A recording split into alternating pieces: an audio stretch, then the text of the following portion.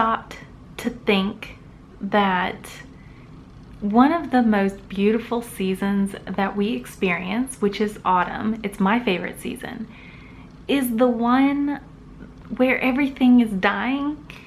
It's so strange to think about. I was just wondering if any of you guys have thought about that before. Anyway, back to the video.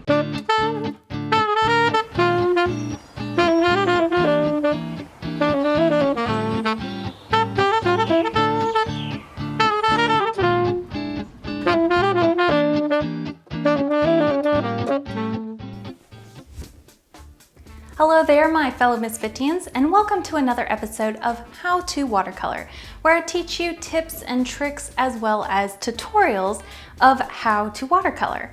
Now, on this week's episode, I'm going to be teaching you a tutorial on how to watercolor autumn leaves. However, have you guys noticed the amount of tutorials there are on just watercoloring autumn leaves? There are thousands. So I thought, you know what? Being a misfit, I probably need to switch things up a little bit and change maybe this tutorial just slightly. So today, instead of doing a realistic watercolor autumn leaf, which you can find thousands of them on YouTube, as well as I have one that I did last year, so I'll link that here for you. But if you want to just continue on this journey with me, today we are going to be learning how to paint a whimsical, magical autumn leaf.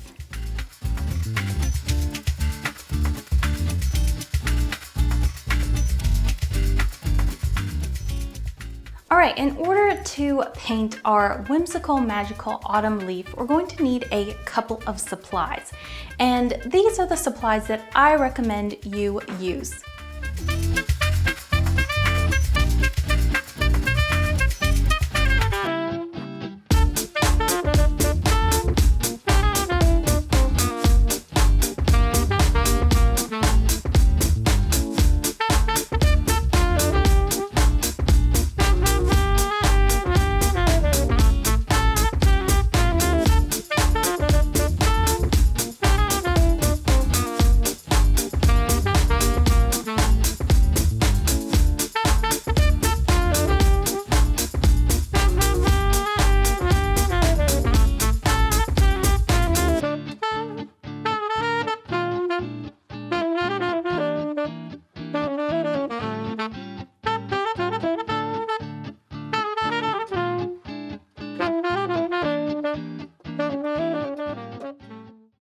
Now that we have that covered, I recommend playing around or experimenting with your colors first. That's going to be step one for us.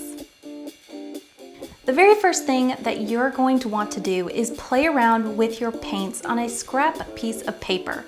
I will be creating a color mixing chart, but you can just play around with your colors and mix them as you wish.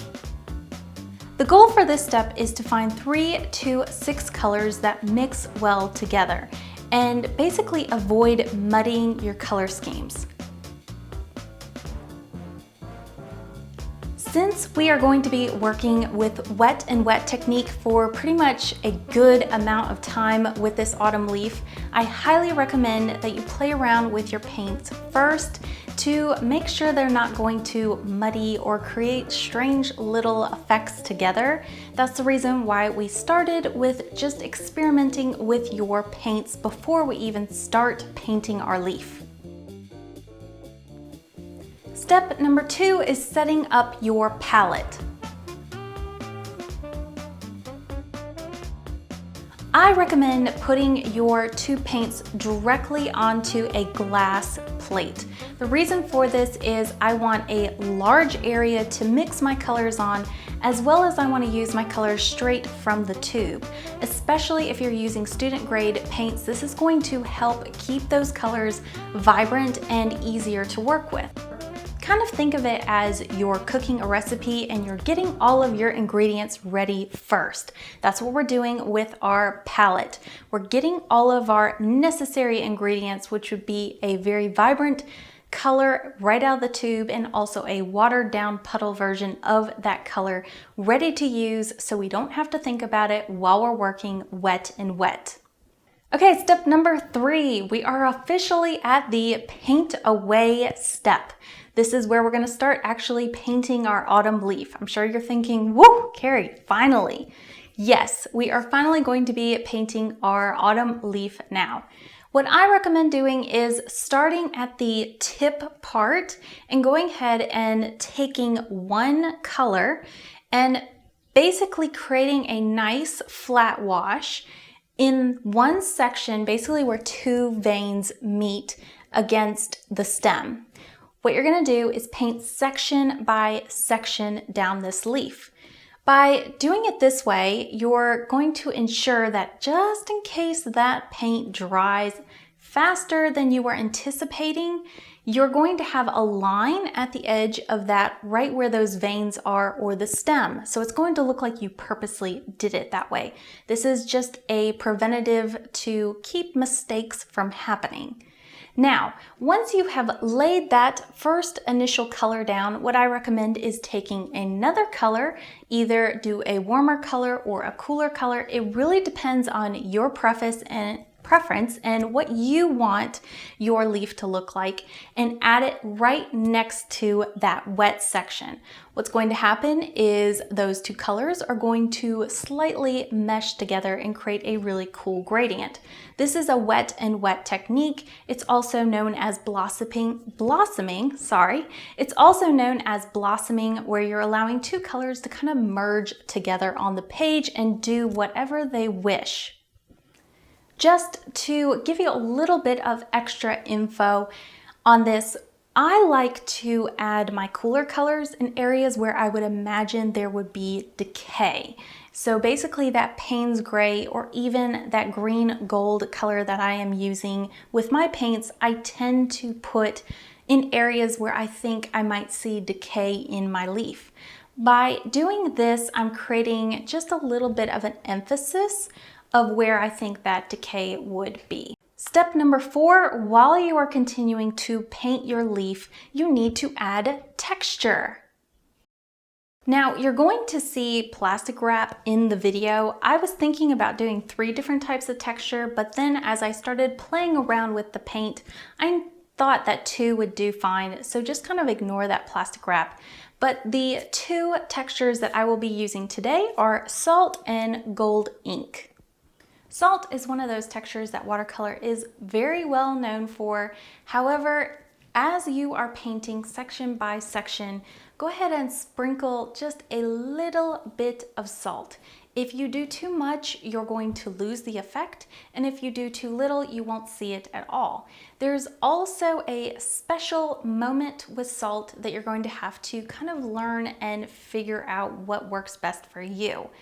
What I have noticed as by working with salt along and along is usually when it's at that glimmery part where it's not too wet, but it's not too dry, I will sprinkle a little bit of my salt in that area, and I usually can tell, yes, this is the point, that magical point when the salt is going to work correctly.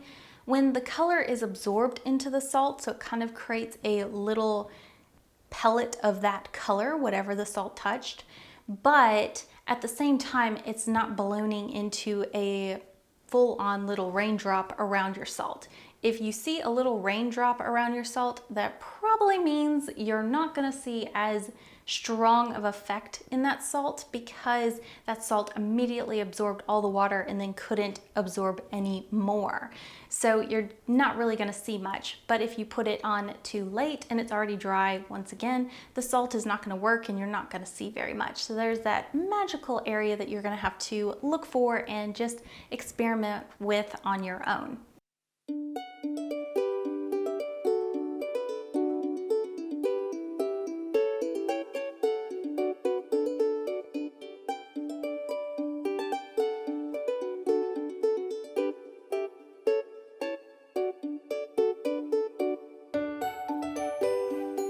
The last texture that I'm going to be adding to our autumn leaf today is liquid gold ink.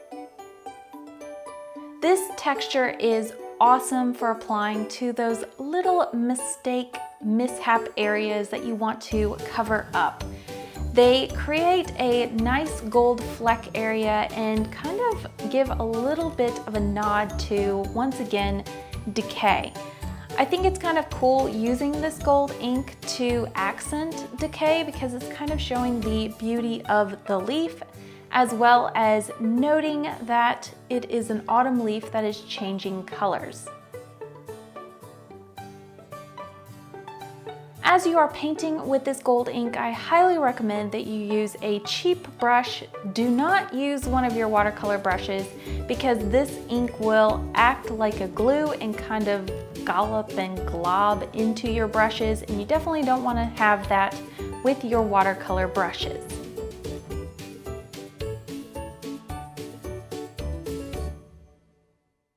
You probably think that we are done. However, not quite yet. We still have some final details, and the first final detail that I recommend you do with this autumn leaf is polka dots. And yes, you have heard me correctly. We're going to be adding polka dots to our leaf to add a little bit more whimsy. I recommend taking a Payne's gray or some form of grayish blue color and then mixing it with a little bit of burnt sienna. You're then going to take this mixture and water it down and place little itty bitty dots on your leaf.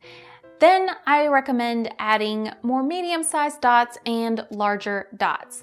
And the places where I recommend you put these is basically look over your leaf, and if you see some places where your watercolor didn't necessarily dry the way you really wanted it to, or maybe you have an area that has too much of one color, that would be a great place to put a larger little round polka dot to kind of break that up or cover that little mistake.